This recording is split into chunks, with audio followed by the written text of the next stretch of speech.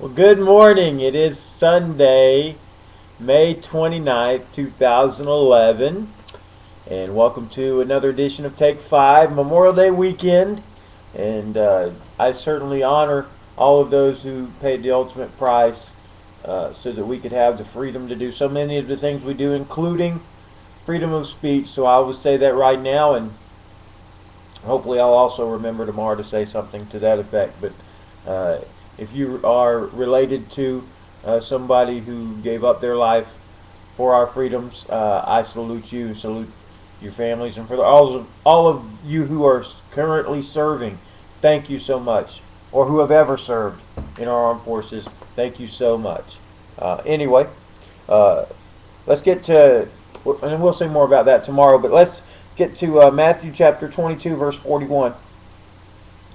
Now, while the Pharisees were gathered together, Jesus asked them a question.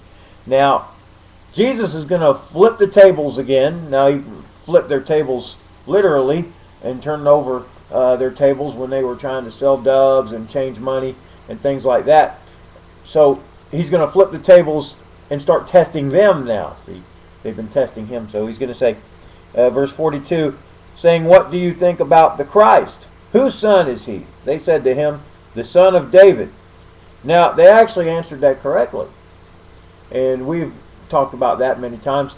The Christ, the Messiah, would come from the line of David. And that is the proof that he is at least eligible to be a king. So that was their favorite phrase for him, the people's favorite phrase for him. The Pharisees never even acknowledged Jesus this much, or very seldom. Verse 43, he said to them, "How is it then that David in the Spirit calls him Lord, saying, 'The Lord said to my Lord, sit at my right hand until I put your enemies under your feet'? If then David calls him Lord, how is he his son?" And no one was able to answer him a word, nor from that day did anyone dare to ask him any more questions. Well, the good news is these guys aren't going to be trying to trip Jesus up anymore. He has confounded them, and they don't have an answer. But he goes back to the Old Testament. See, and these guys were supposed to be experts in the Old Testament. And he quotes from one of the Psalms, and he says, "Look, if all the Messiah is the son of David, why did David say, 'The Lord said to my Lord'? The Lord said to my Lord." So, and not only that, he said, "Sit at my right hand until I put your enemies under your feet." And they knew that was a messianic prophecy that was referring to the Messiah. And he's saying, look, David himself calls him Lord.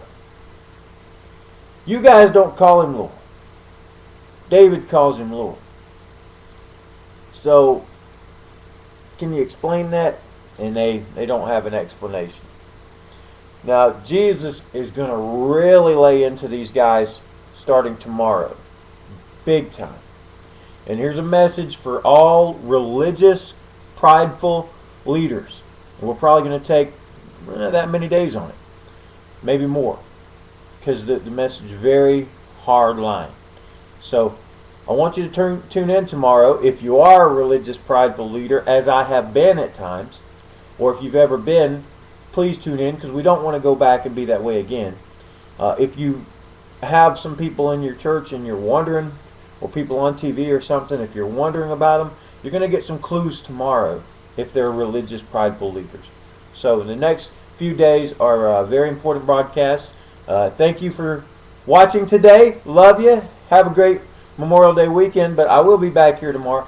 You can tune in anytime, though, and look at former broadcasts. We started back January 1st, so we've got every scripture from Matthew chapter 1, verse 1 up to where we are now.